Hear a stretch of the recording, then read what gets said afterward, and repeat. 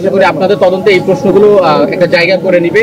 আশা করি এই উত্তরগুলো আপনি 3 দিন পর দিবেন। যে প্রশ্নগুলো আসলে কি বলবেন আসলে? আচ্ছা, আর উনি ইঞ্জিনিয়ার রিপন, উনি ওনার মেয়ের জামাই, উনি আমাদের কাছে মৌচে লিখে নিয়ে গেল, দুজনকে নিয়ে যাচ্ছে যে 3 দিনের মধ্যে উনি সাবমিট করবে সবকিছু।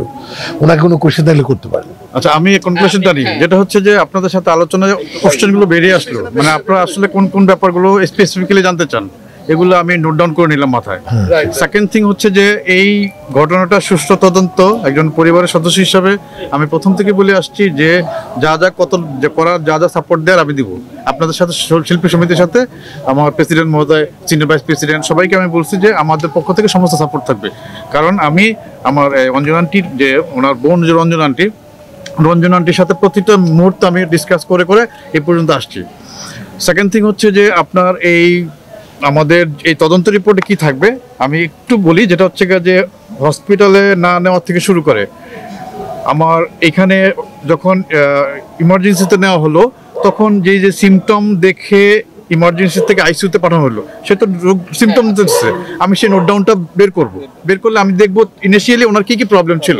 ঠিক আছে, আমার কেস সামারি যেটা আমি কেস সামারিটা বের করছিলাম, এটা আমি যখন শিফট করবো চিন্তা করছিলাম এই কেস সামারিটাতে টোটাল জিনিসটা আছে। ঠিক আছে, আমার এই হসপিটাল থেকে ইউনাইটেড থেকে পিজি নেওয়া এবং লাইফ সাপোর্টে নেওয়া, সর্বশেষ উনি চলে যাওয়া, এই ইন বিটুইন যতগুলো ঘটনা আছে সবগুলো ঘটনা জানার চেষ্টা করব।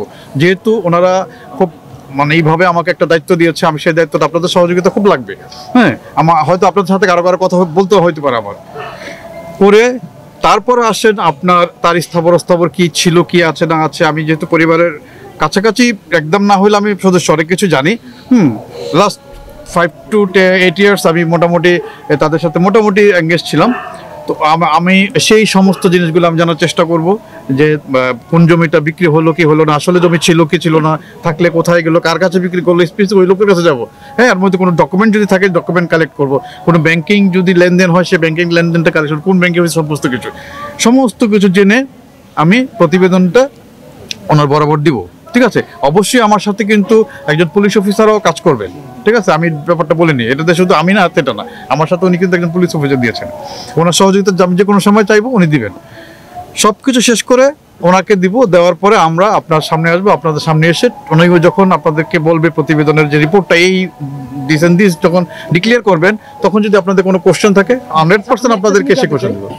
মনির বিরুদ্ধে প্রধান যে অভিযোগ হচ্ছে অবহেলার অভিযোগ, এবং একজন সাংবাদিকও বললেন যে তার মার সঙ্গে তার সম্পর্কটা ভালো ছিল না, বা বিপ্লব শরীফ এবং আপনি এগুলো সব তদন্তে বেরিয়ে আসবে। না ওটা না, আপনারা তো 8 বছর আপনার সাথে ভালো সম্পর্ক আছে ফ্যামিলি, আপনি কি জানতেন মানে মনির বিরুদ্ধে এখন যে কথাগুলো উঠছে অবহেলার অভিযোগ, সেটা আপনি অবগত আগে থেকে ছিলেন কিনা যে মনির সঙ্গে? আচ্ছা, আমি বলি যে মানে আমার শাশুড়ি যিনি প্রয়াত অঞ্জনা আন্টি, আমি তো ওনাকে আন্টি বলতাম, আমি মাঝে মাঝে জিজ্ঞেস করতাম অ্যাকচুয়ালি এই সমস্ত ওরা অনেক ব্যাপার হাইড করতো আমার কাছে, নট অনলি এই জিনিসটা অনেক কিছুই, এটা আমি প্রতিবেদনের পরে বলবো। তো এই তাদের ভিতরে যে ইন্টারনালি প্রবলেম ছিল সেটা আমাকে কখনই বলে নাই, না সে না আমার শাশুড়ি, এটা কখনই বলে নাই। উনি যখন